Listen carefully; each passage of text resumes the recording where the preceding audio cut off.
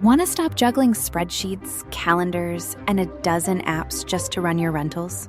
Logify makes it easy. It's an all-in-one toolkit for hosts. Build a direct booking website, automate guest messaging, and keep all your channels in sync. Running your rental business your way has never been simpler. And for Good Morning Hospitality listeners, you can get 20% off any yearly plan with code GMH20. Just check the link in the show notes to get started today. Welcome to Good Morning Hospitality, your one-stop shop for the latest news, noteworthy trends, and thought-provoking discussions across the industry. From hotels and short-term rentals to all things travel and hospitality, you'll find each episode equips you with the information you need to start your week. Join us on Good Morning Hospitality every Tuesday, wherever you get your podcasts. Good morning, Sarah. Good morning, Leo. It is technically before lunch, so we can still say good morning. Is that fair? It's morning somewhere, isn't it? It's morning in America. At least in Spain, we say midday for us is 2 p.m. because that's when we have lunch. Okay. So it's before 2 p.m. I'm happy to go Spanish Morning. on it. This is quite a significant moment. It is It's the first time we've ever done this in the flesh, right? first time we've ever done this in the flesh, and people will not believe, only the second time, well, I guess technically last night at the Shorties Awards, but Yeah. second time that we've seen each other in person. Brilliant. It's insane. Yeah, I love it. We're having a blast. We normally ask what you've been up to, but I know what you've been up to because I've been partying with you. Like I know exactly where you've been. But hold on, let's do it properly. So you came over, you flew in, you had a nap, and then you hit the shorties hard, right? I did, yeah. We got in just in time for a nap, a shower, and changing for the shorties, which was amazing. I was very good last night because we have been emceeing the Short Stay Summit, and so we have needed to be on point today. So I was very good. We were well Was behaved, weren't we? in bed by 11. Very good. I think I only had like 2 glasses of wine in the whole evening, so I was very proud of myself. It was a fabulous event. Yeah, it was really good. It's good fun. And congratulations to DNA, who won the award for, Thank tell me, you. what was it? Yeah, we won for the Best Use of Social Media Award for a story that we did on the solar eclipse in the US earlier last year, and also that was retweeted by Brian Chesky. So pretty impressive stuff. Nice. Big shout out to the team, especially to Jamie Lane, our chief economist, and the rest of his team, as well as our PR team that worked tirelessly on that campaign. So it was a really nice win. He was super chuffed when we sent him the photo. Yeah. I bet it was. Oh, look, there's great energy in the room today. We're having a great time. So we've been emceeing the show all day, learning a lot. There's been a ton of interesting topics. What I would say to start with, look, last night the shorties, it's the usual faces, right? It's the industry, it's the industry people that we all know and love and we've hung out with for a number of years. Today, though, at the Short Stay Summit, we've got well over 1,400 people walking around. Yeah. That's not including exhibitors. And what I'm loving is you speak to people maybe you spoke to last year who used to have 10 properties. Now they've got 30. Or you speak to people that, like, I just spoke to a chap in the Cotswolds who, when I first started chatting to him and we did some business together a long time ago, he had 50, he now has 250 and a successful lettings business alongside it. Yeah. It's great to see. And it's not all about numbers when it's all about scale. There's the hospitable host crew walking around with maybe just a handful or 2 or 3 properties each, but putting their love into it. It's amazing to see the energy in this room and everyone walking around trying to learn. It's fantastic. I would totally agree. I ran into, she's like one of my best conference friends, and we've never done business together. There's no need for us to do business together. We're the classic bathroom friends that you meet chatting in the loo. At a conference. We met at VOWS years ago.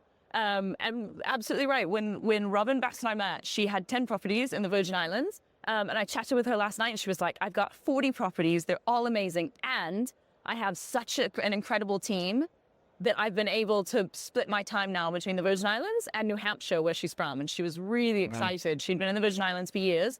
And she knows the area so well that now she's able to trust her team that she's built there and spend more time with her family that's back in New Hampshire. So it's for me, that's the best bit of these things, getting to know people, knowing their stories, what's going on in their lives, and seeing them grow and seeing the joy. We can't forget, right? We can't forget that as vendors in the space, what we're trying to do is create situations that make it easier for people to scale and grow their businesses. Yeah. And that might be scale and grow, but that also might be just work less so they can spend more time with family. Like for some people, this is a lifestyle business. It is, yeah. And how phenomenal as vendors, we have to keep remembering that actually you get that customer who's saying, look, reduce the admin hours for me on a weekly basis. And you're seeing those stories if you walk around, people using AI to answer comms. who were using their PMS on their phone while they're sat on the beach, on holiday. It's the story, I think, the continuous story you would get 2, 3, 4, 5 years ago, perhaps at these conferences is, I'm slammed. I can't take a day off. Yeah. What I'm hearing more and more increasingly is I have the bandwidth to A, think about scaling, or B, spend more time at leisure. And the whole industry, where there wasn't a barrier to access before, there's even less of a barrier to access now. Yeah. So, people that maybe 5 years ago would have given their property to a property manager, they decided to do a little hosting side hustle themselves. And they've become the host, right? They become the property manager. That's a good point. It's really interesting. I was chatting with Carlos from the V2 Summit last night, and he said, this industry, you guys have gone really quiet. And I think it's exactly that. I think we're getting to a point in the industry where that professionalization really has taken over to the point where people can take a holiday, people can step away. But obviously, there's ambition and there's a want for growth, but there's much more focus on quality rather than just growing the portfolio at any cost. And that's really neat. So let's talk about some of the sessions today, Leo. Oh, wait, I'm well up for it. Let me just do one more thing before we get into the show chat, because you reminded me of something. So one thing I want us to really focus on and be thinking about this is how people can leverage technology, leverage the services that they see in this vendor hall today, but also how people are marrying that up with really good local service. We talk about hyperlocal. Yeah, we do. We love hyperlocal. The best use of technology doesn't diminish the idea that the service and the hospitality at the core of what you're doing. So there's some of the conversations I'm having with people is, look, I'm using AI, I'm using a PMS, I'm using this for keyless entry, I'm using this for screening and protection. But what I know I can do is when it escalates to the point of needing a human being to come and speak to the guest, I'm on site and I can go and I can delight my guest. But you know what? I'm freeing myself up because I'm using so much tech that I can also just drive around to all my properties on check-in day and just say hi to everybody. Yeah. And isn't that amazing, right? Yeah. Because we can't forget that we are in lockstep, in competition, in battle, however you want to see it, with other lodging types. Yeah.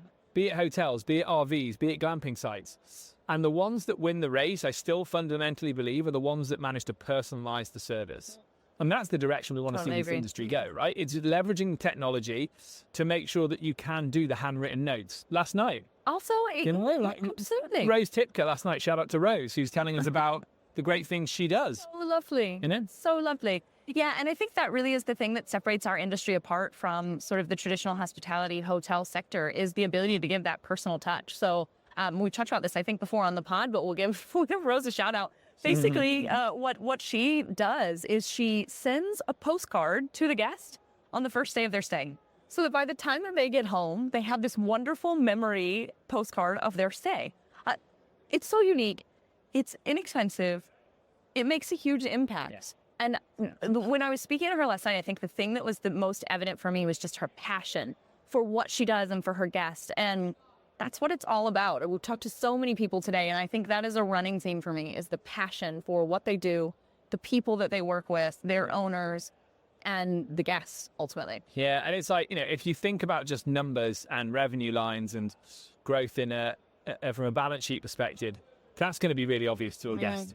And if you think about it, but if you come from the position that you're a hospitality business and you have to get all those things right as well, but you're a hospitality business, and when you try and get someone in your property, as unlikely as it may seem the first time you think like this, your sole purpose is to try and get that person to come back to you directly 100%. The next time, then that's the way to think about the experience you're trying to offer. And what I'm enjoying about today is there's lots of talks around that topic, people trying to do better, create better, more memorable moments for their guests. So it's great. Yeah.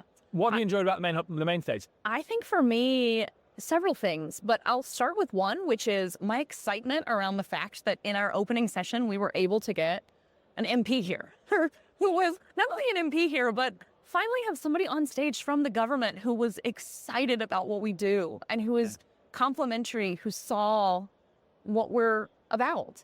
And that to me is so special. I think it's often really easy to get caught up in all the negatives, the regulation, the demonization of short-term accommodations. And it's nice to see somebody step back and think, no, my constituency benefits from tourism. And so we need to find a way that's sustainable. And great shout out to Andy and the rest of his team for all of the amazing work that they're doing here in the UK in terms of lobbying. I hate that word because to me it normally goes associated with corruption, right? You normally think about big companies, but in this case, for me, it's for good, and it's for every single person that is in this room today.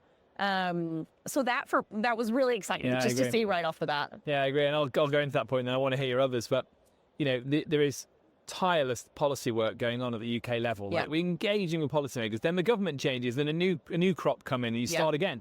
The new crop that have come in with energy and excitement. So it's a really good time to be engaging with politicians at the moment. And you see that, it's not people. These MPs, as politicians, for people who don't know what the MP word means outside of the UK, so like senators, it's congressmen, whatever the comparison is, they haven't done 10 years of these shows. They're on their first year. Oh, yeah. It's the first cycle of it. So if you get them in now and say, look at who we're representing. There's cleaners, there's contractors, there's maintenance people, there's property people, there's check-in people. There's jobs up and down this country reliant on this. And what was great about Chris, and then later Babe, but we'll focus on Chris because he was specifically talking about that, is he's got a tourism background. He gets the idea that one of the key components of growth in your economy is to bring a guest in and get them spending money. It was when I was at One Fine Stay, I was so proud of it, how many Americans we brought in to spend their dollars in London. We built that. We built that by making these properties right for them. And it goes back to our point, which is like, we have to remember that at the start of that buying journey is often someone looking at a property, not looking at Blackpool, which is Chris's constituency, or Southend, that's Bayer's constituency. They're looking at a property, and if the properties are there and they're well maintained and we're encouraging our industry to go, you're going to get people to come out of the bigger cities for the weekend, Manchester, Liverpool, London, and say, let's spend some money in these beautiful places. And again, even why not attract international visitors? Let's bring dollars into the country. We've got all be fixated on that. And this has knock-on effects as well. One of the things that Chris mentioned was, if we all of a sudden have an influx of tourism because people want to come to Blackpool, for example, if that's too many people, the industry collapses. There's not the infrastructure there. And so that can actually be a great catalyst for investment, for additional infrastructure to be built, and for that to become a prioritization. Because whether we like it or not, money is a driving factor, especially for many governments, for where they're going to put those pounds and those dollars or euros into the local economy. And so it has wonderful knock-on effects, which was interesting to hear as well. It's the old saying that build it and they will come. Paris and London are 2.5 hours apart by train, right? You can go a further 2 hours by train from London if you connect those services properly, and you're in the northwest at some beautiful beaches. An hour south, you're in Brighton, my hometown now. We can be bringing people from outside the UK up here, make it easy for them to get here. I agree. I really enjoyed that, and I think, again, shout out to Andy, CEO, Shomik, head of policy at Inline, who worked with Star for building these deep relationships. What else caught your eye? I think one of the other sessions I really enjoyed, mostly because it was an unknown market for me. There was a session today about specifically Chinese travelers and the influx of Chinese travelers and how to capture that demand coming in particular to the UK. So many interesting takeaways there. I think one was just the total mentality difference. And so I think it's so important when we're looking at who's coming, who's visiting our properties, what is it that we need to know about them in order for them to have a really great experience? So one of the things that came up was food. One of the panelists, Bo, from Trip.com, he says, Chinese people eat really healthy. And in most places, especially in the UK, it's not like that. And so Chinese people, when they come here, they oftentimes want really good Chinese food because they know that it's going to be full of vegetables. They know it's going to be healthy. They know it's not going to upset their stomach. And it's going to be something that they're going to enjoy, that's going to nourish them. And it was something I'd never really thought about before because, I don't know, for me, when I travel, I guess I'm lucky in living in Spain that the food is magnificent. I do notice that when I travel other places, but I'm very clear that I'm not traveling for their food. I'm traveling for other things. But it's something I wouldn't have thought about. And so one of his suggestions was, hey, if what they recommend to their property managers that are trying to attract Chinese tourists is, hey, scope out your local area. Try every Chinese restaurant within a 15 to 20 minute walk away and find the best ones that are good, authentic cuisine. Yeah, I love that. And have like a repository of those restaurants. Maybe even have some kind of deal with the owner of like, hey, I have this property or these several properties that are within this radius of you. if I send them in with this code, can they have a 5% discount, or will you give them a free drink, or something like that, that is beneficial for the owner of the restaurant or the establishment, but also helping the guests and making them feel more at home. So that was a really neat takeaway from that one. I like that. You can take that conversation in many different directions, but it goes back to understanding who your guest is, right? Yeah. And I think people are getting better at that. As an industry, we're thinking about that more. So you're right. There's a billion people, over a billion people that live in China. There's over a billion people that live in India, and they both have fantastic food cultures. Yeah. And like, luckily, we're sat in the city of London, and there is tons of amazing Chinese and Indian restaurants. So you absolutely should be pointing to that in your digital guidebooks. Yes. And again, specifically if you're working with a company and you know you're going to get tourists from a specific part of the world, go that extra mile. I'm not saying handheld concierge every single time, but go the extra mile to do more than put it in your digital guidebook, and make sure that you've tried the restaurants and you have worked on a deal.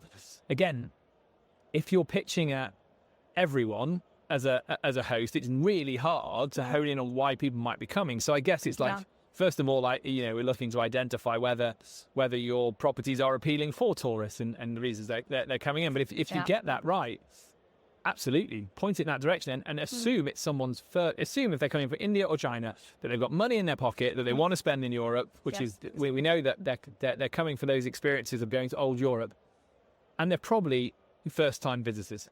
So take nothing for granted about things that we think are normal in Europe. They're probably first-time visitors. Yeah, I think the other takeaway there was about marketing and sort of when and how to go about that. So again, goes back to understanding the culture. For example, in China, people with children would never dream of, which is really normal in the UK or in the US or elsewhere, we'll take the kids out of school for a few days because it's slightly cheaper and we'll grab some either end.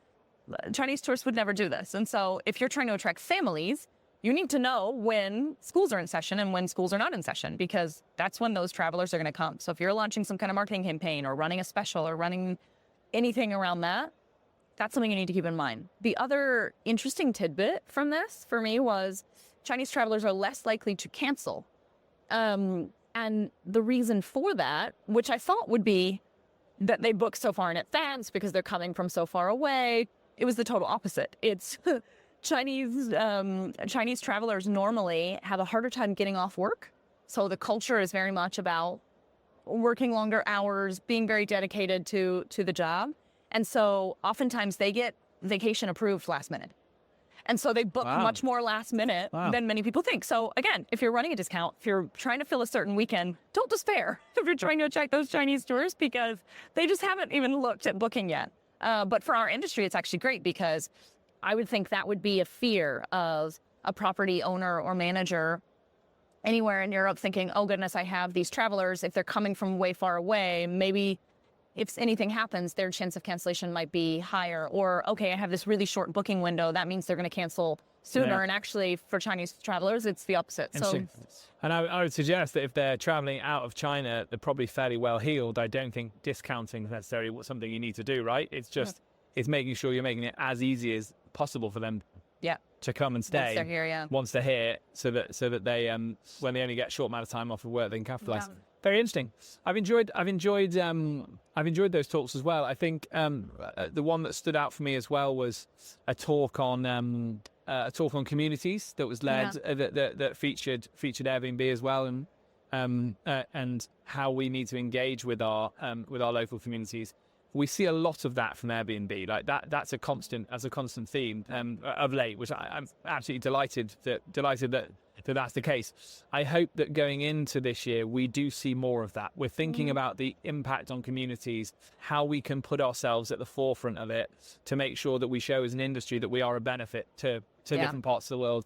I don't want us to spend the whole summer talking about bans and regulations. Same. When we have an opportunity to talk about the good that we can do in our area. So I guess that's where my cup feels full at the moment, in a good way, is I feel we're having the right conversations in the industry. And to go full circle on what we talked about, instead of trying to put ourselves at odds with policymakers, we're inviting policymakers in the room to have conversations with us. Yeah. I've enjoyed it. I mean, you, my friend, you're on fire. You're loving it, aren't you? I am in my element. This is one of my favorite things to do. I love chatting with people. I love getting to speak to different types of people, sit in on the sessions, ask the questions. point out people in the audience that you think you've seen them taking notes, and even if they don't raise their hand, you know they've got a question.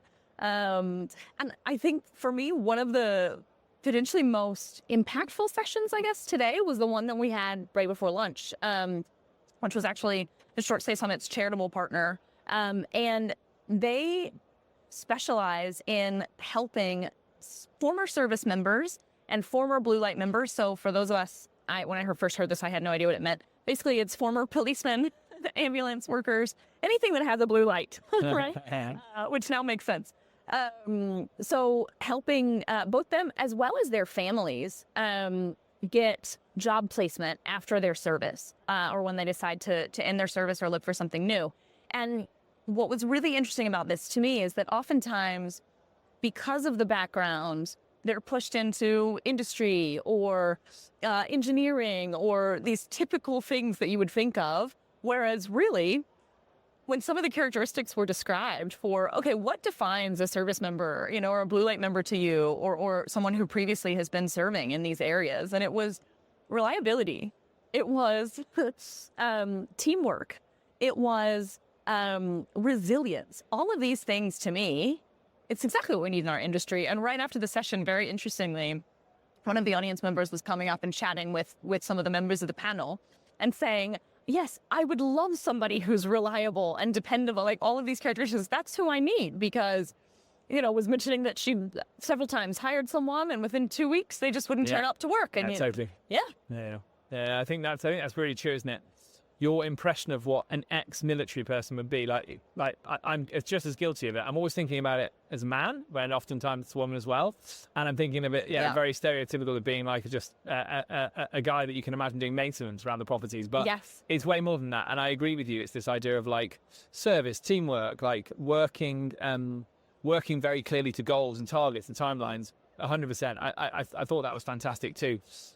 We need to push that more within our industry. Yes. Again, huge opportunity, I would imagine, as well in the US, given how big the military is in the US. So you guys are probably further ahead than we are in Europe on this. But yeah, I agree. I found that super interesting as well. I have experience of this with when I was at One Fine Stay.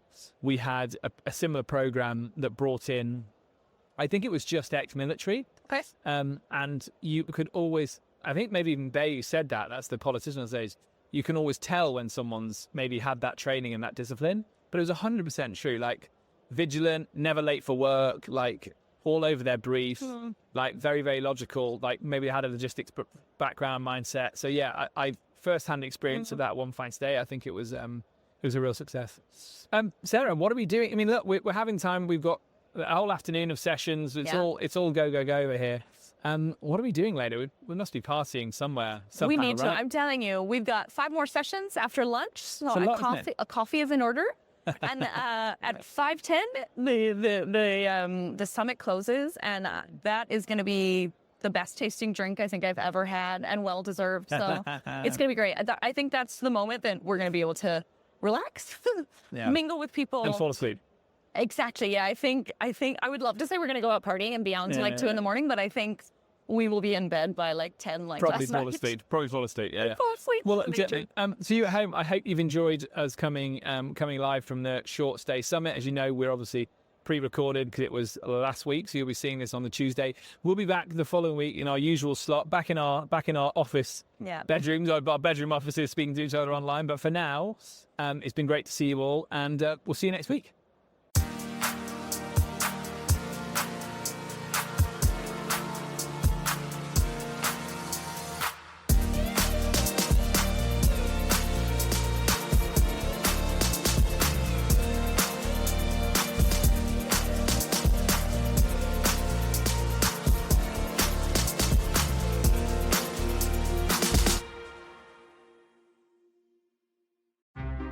Want to stop juggling spreadsheets, calendars, and a dozen apps just to run your rentals?